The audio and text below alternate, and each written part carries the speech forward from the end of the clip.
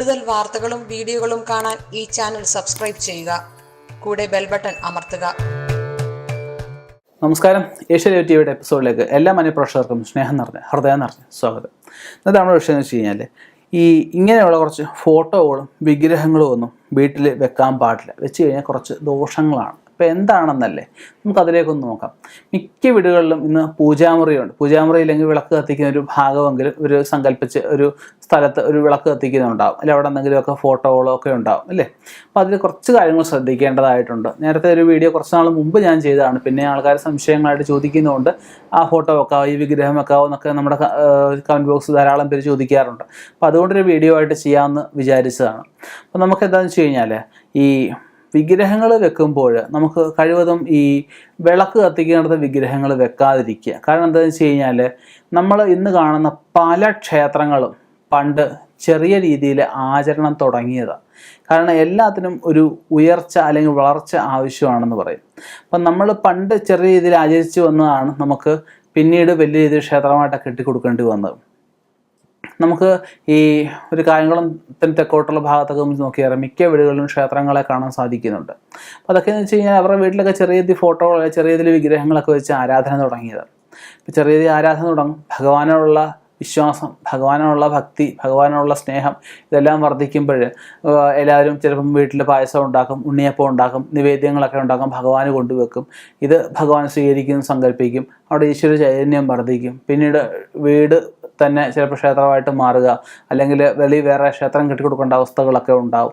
അപ്പോൾ അത് പലവിധ പ്രശ്നങ്ങൾ ഉണ്ടാകുമ്പോഴാണ് ജ്യോത്സ്യനെ പോയി കണ്ടിട്ടാണ് ഈ പറഞ്ഞ പോലെ തന്നെ ജ്യോത്സ്യം പറയുകയോ അവിടെ ഭഗവാന്റെ ചൈതന്യം വർദ്ധിച്ചു, അത് വേണ്ട കാര്യങ്ങൾ ചെയ്യാത്തതാണ് നിങ്ങൾക്ക് അനർത്ഥങ്ങളൊക്കെ ഉണ്ടായത്, അപ്പോൾ അതിന് ഭഗവാന് പ്രതിഷ്ഠ കഴിക്കണം, ഭഗവാന് പൂജ കഴിക്കണം എന്നൊക്കെ പറഞ്ഞു കഴിയുമ്പോൾ എല്ലാവർക്കും ഒന്നും ഇത് സാധിച്ചുകൊണ്ട് നിർബന്ധമില്ല. അപ്പോൾ അതുകൊണ്ടാണ് ഞാനിപ്പോൾ ഈ ഒരു വീഡിയോയിൽ അതിനെപ്പറ്റിയും കൂടെ സംസാരിച്ചത്. അപ്പോൾ നമുക്ക് ചെയ്യാനുള്ളതെന്ന് വെച്ച് കഴിഞ്ഞാൽ നമ്മൾ ഫോട്ടോകൾ വെക്കുന്നതുകൊണ്ട് തെറ്റില്ല.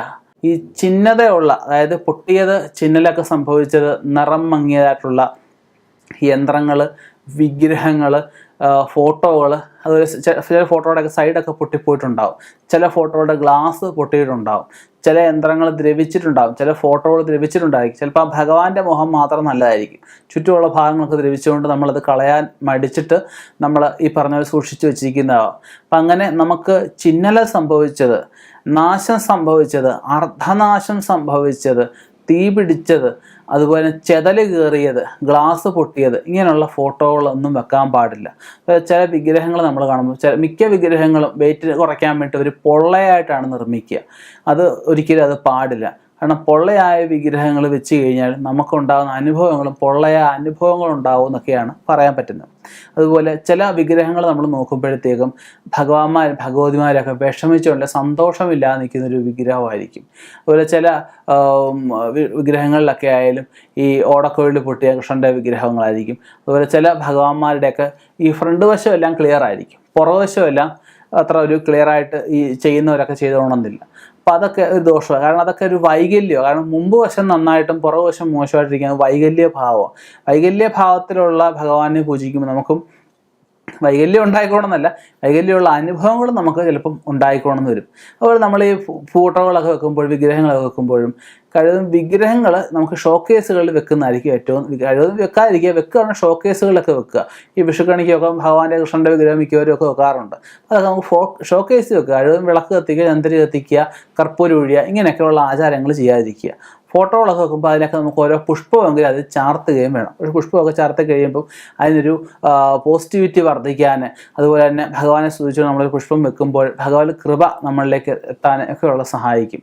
അതുപോലെ മിക്കവരും നമുക്ക് വിളക്ക് കത്തിക്കും. പക്ഷേ വിളക്ക് കത്തിക്കുമ്പോൾ കഴിവതും ചന്ദനത്തിരിയും കർപ്പൂരം ഒന്നും കത്തിക്കാറില്ല. ചന്ദനത്തിരിയും കർപ്പൂരം കൂടെ നമുക്ക് കത്തിക്കുമ്പോൾ അതൊരു പൂർണ്ണതയായുള്ളൂ. അമ്പലങ്ങളിലായാലും കണ്ടില്ലേ, ഏതൊരു പൂജയിലായാലും ചന്ദനത്തിരിക്കായാലും കർപ്പൂരത്തിനായാലും ദീപത്തിനായാലും ഒക്കെ പ്രാധാന്യമുണ്ട് അല്ലേ. അപ്പം 3 തരം ദീപങ്ങൾ നമ്മൾ സമർപ്പിക്കുക. ദീപധൂപ സമർപ്പണമൊക്കെയാണ് ഉദ്ദേശിക്കുന്നത്. അപ്പോൾ അതായത് ചന്ദനത്തിരി ആയപ്പോൾ ഒരു അഗ്നിയല്ലേ അതിനകത്ത്, ഈ വിളക്കായാലും അഗ്നിയല്ലേ, കർപ്പൂരം കത്തിക്കുമ്പോൾ അഗ്നിയല്ലേ ഉണ്ടാകും. അങ്ങനെ 3 തരത്തിലുള്ള അഗ്നി സമർപ്പണമാണ് നമുക്ക് ഉദ്ദേശിക്കുന്നത്. അതിനകത്ത് നമുക്ക് സൃഷ്ടി, സ്ഥിതി, സംഹാരം എന്നൊക്കെ വേണമെങ്കിൽ നമുക്ക് അതിനെ പറയാം. അപ്പം അങ്ങനെ നമുക്ക് ഈ ഫോട്ടോകളൊക്കെ വെക്കുമ്പോൾ ഇങ്ങനെയുള്ള കാര്യങ്ങൾ ശ്രദ്ധിക്കുക. അതുപോലെ ചില ഗിഫ്റ്റ് വന്ന ചില വിഗ്രഹങ്ങൾ, പ്രത്യേകിച്ച് ഈ ഓടിൻ്റെ ഒക്കെയുള്ള അതുപോലെ വൈറ്റ് മെറ്റൽ പോലുള്ള വിഗ്രഹങ്ങളൊക്കെ കാണും. ഇതിൻ്റെയൊക്കെ ഒരു സൈഡ് കാണും, മറു സൈഡ് കാണത്തില്ല. അതുപോലെ ചില ഫോട്ടോകളൊക്കെ 3D ഫോട്ടോകളൊക്കെ ഉണ്ട്. ഇതൊക്കെ നമുക്ക് ഷോക്കേസുകളിൽ വെക്കുന്നതാണ് ഏറ്റവും നല്ലത്. പൂർണ്ണതയല്ലാത്ത ഒരു കാര്യങ്ങളും കഴിവതും വെക്കാതിരിക്കുക.